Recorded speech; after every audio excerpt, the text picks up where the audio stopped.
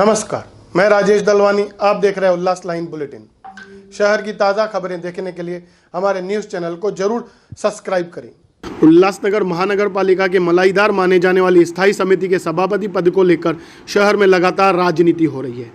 आज उल्लासनगर भारतीय जनता पार्टी की तरफ से कैंप 3 के गुलराज कुटिया में पत्रकार परिषद का आयोजन किया गया, जहां इस पत्रकार परिषद में उल्लासनगर के आमदार कुमार एलानी, उप महापौर भगवान बालेराव, नगर सेवक प्रदीप रामचंदानी, महेश सुखरामाणी, राजू जग्यासी, प्रकाश माखीजा, राजेश वेदरिया, अर्चना करंकाले, टोनी सीरवाणी, कंचन अमरलुंड मौजूद थे। इस पत्रकार परिषद में भारतीय जनता पार्टी उल्लासनगर शहर अध्यक्ष जमनू पुरस्वाणी की तरफ से सत्ता पक्ष शिवसेना के ऊपर गंभीर आरोप लगाए गए हैं। एक और शहर में कोरोना महामारी के चलते शहर के कई मुद्दे हैं। कोरोना बीमारी के कारण लोग अपनों को खो रहे हैं, जहां प्रशासन की तरफ से की गई व्यवस्थाएं कम पड़ रही है, जहां इन सारी परेशानियों को छोड़ कुर्सी के लिए लड़ाई हो रही है। आइए जानते हैं इस पत्रकार परिषद में भारतीय जनता पार्टी उल्लासनगर शहर अध्यक्ष जमनू पुरस्वाणी ने क्या कहा। देखिए, आप लोगों को पत्र दिए हैं शासन के, जो नगर विकास की तरफ से आए हैं। 22 मार्च को भारतीय जनता पार्टी यहाँ हमारे जो सभागृह है उसमें सभी के जो हैं जो 8 सदस्य नए निर्वाचित हुए और कोकण आयुक्त के पास 16 सदस्यों की यादी गई और चुनाव घोषित हुआ। 15 अप्रैल को चुनाव घोषित हुआ। जब देखा गया कि भारतीय जनता पार्टी के 9 सदस्य एक मत से 7 में हैं और हमारी मेजॉरिटी है, तब उन्होंने 9 अप्रैल को चुनाव को स्थगन दे दिया कि 1 महीने के लिए चुनाव आगे बढ़ा रहे हैं। यह पूर्ण रूप से गलत है। उसके बाद फिर और 1 महीने की बात अलग, लेकिन 6 मई को एक और पत्र भेजा नगर विकास की तरफ से, जिसमें कहा गया कि पुराने सदस्य जीवित हो गए और जो पुराना चेयरमैन है वो कामकाज देखेगा।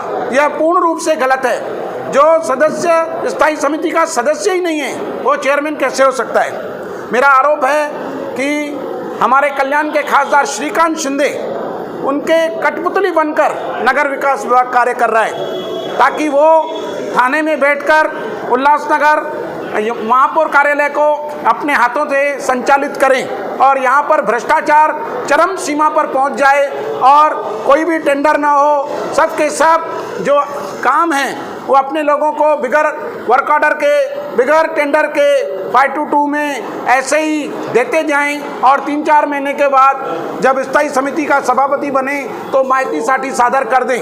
इस प्रकार का आरोप मेरा है कि नगर विकास विभाग भी यहाँ के खासदार के द्वारा कठपुतली बनकर काम कर रहा है। नहीं तो इस प्रकार का पत्र दे करके महाराष्ट्र की जनता के साथ धोखा किया गया है। अभी एक नया जो चीफ ऑफिसर लेवल के लोग हैं उन लोगों को आयुक्त बनाकर भेजने का कार्य भी यह सोच रहे हैं, ताकि जो हमारे डॉक्टर राजा दयानिधि जो एक डॉक्टर हैं और कोरोना पर अच्छा कंट्रोल है उनको हटाया जाए और उनके जो लोग हैं, जो चीफ ऑफिसर के लोग हैं, वो आयुक्त बनकर आएँ और यहाँ पर लूट खसोट जो है चरम सीमा पर पहुँच जाए। यह वसूली सरकार है, इसका हम निषेध करते हैं। और जैसे फडणवीस साहब ने 2016 में आदेश दिया था कि एमएमआर क्षेत्र जितने भी हैं वहाँ पर आईएएस दर्जे का अधिकारी होगा और जो भी आयुक्त आएगा वो 3 वर्ष तक रहेगा। डॉक्टर राजा दयानिधि को आके 1 वर्ष भी नहीं हुआ है, लेकिन मीरा भाईंदर हो, कल्याण हो, उल्लासनगर हो या अन्य स्थान हो, वहाँ पर इन सबको हटा करके चीफ ऑफिसर लाए जा रहे हैं। मैंने नाम भी बताया, संजय काकड़े से भी सुपारी ली गई है कि आपको उल्लासनगर भेजा जाएगा।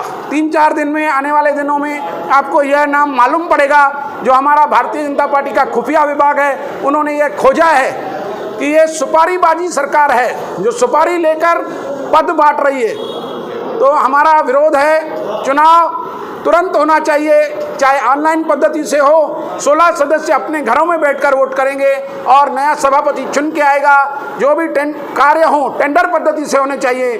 25 लाख के ऊपर के जो भी कार्य हैं बिगर स्थायी समिति के नहीं होने चाहिए। सर, आपने पालक मंत्री को पर वसूली सरकार चलाने का आरोप लगाया है। ऐसे कौन से मामलों में वसूली हुई है, जरा उसके बारे में जरा बताइए। देखिए, ये 2 पत्र आप देख रहे हैं, इसका उदाहरण है।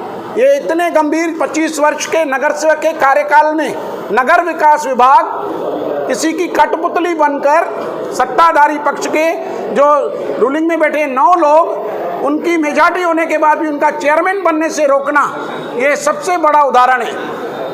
आगे तो आप देखेंगे कि संजय काकड़े कैसे आ रहा है, सबका सब खासदार नियंत्रण में लेकर के पूरा नगर विकास विभाग, ये तो उल्लासनगर है, पूरा महाराष्ट्र चला रहे हैं ये लोग, और कठपुतली बनकर अधिकारी उनका काम कर रहे हैं। वो देखना चाहिए, यह कार्य देखना शासन और प्रशासन का काम है। इसके लिए हमने आज प्रेस कॉन्फ्रेंस की है। लोगों को सुविधाएं नहीं मिल रही हैं, बरसात आने वाली है, काम नहीं हो रहे हैं, नाला सफाई नहीं हो रही है, हॉस्पिटल बने हुए तोड़ रहे हैं, सिर्फ का सिर्फ अपना स्वार्थ सिद्ध करने के लिए, जो अपने स्वार्थ के लिए बने वो कर रहे हैं। लोग मर रहे हैं, मरने दो, कुछ नहीं पड़ी है शासन को। आपने स्वार्थ की बात कही, पहले उपमहापौर जी सत्ता पक्ष शिवसेना के साथ थे, लेकिन वो अब आपके साथ है, क्योंकि ऐसी भी बातें थी कि उनको खुद को स्थायी समिति का सभापति बनना था। जहाँ तक गजानन छिलके भी आउट ऑफ रीच थे, तो उनमें भी कहीं ना कहीं इनका हाथ था, वही सुनाई देना था। देखिए, भगवान बालेराव को स्थायी समिति का सभापति बनना था, इसमें कौन सी अचरज की बात है? जो भी सदस्य है वो सभापति बन सकता है, इच्छा रखना। देखिए, मेरी भी इच्छा है मैं सभापति बनूं, इनकी इच्छा होगी ये सभापति बनेंगे, इच्छा रखना कोई गलत नहीं है, इच्छा रखना गलत नहीं है।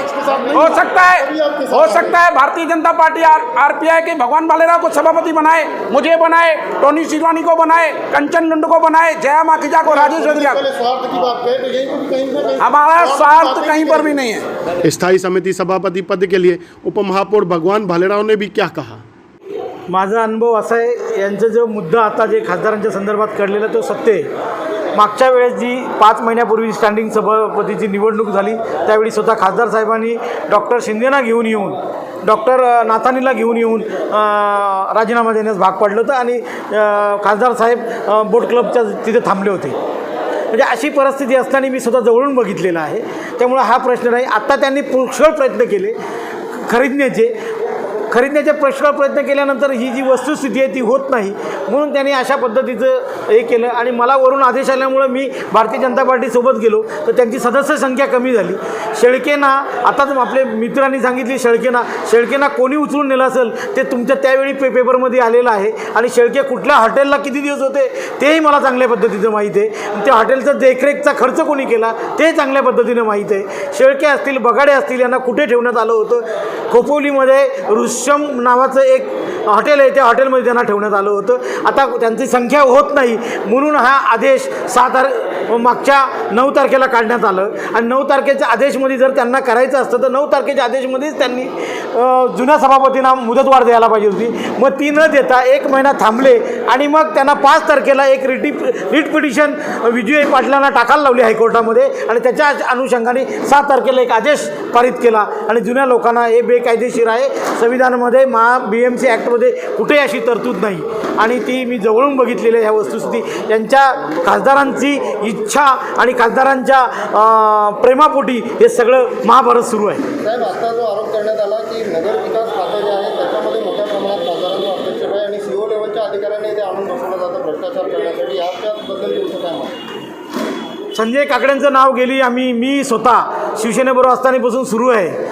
गेली राजा दयानिधीनं हटवण्यासाठी शिवसेनेचे सगळे पदाधिकारी प्रयत्नात आहेत। त्याच्यामध्ये माननीय आयुक्त एकदम सन्माननीय नगरविकास खात्याच्या मंत्र्यांच्याकडे आमची बैठक झाली, तिथे संजय काकड्यांचं नाव निश्चित झालं होतं आणि मला वाटतंय की ह्या कोविडची दुसरी लाट आली नसती तर मला वाटतं आत्ता महानगरपालिकेचे संजय काकडे हे आयुक्त असते।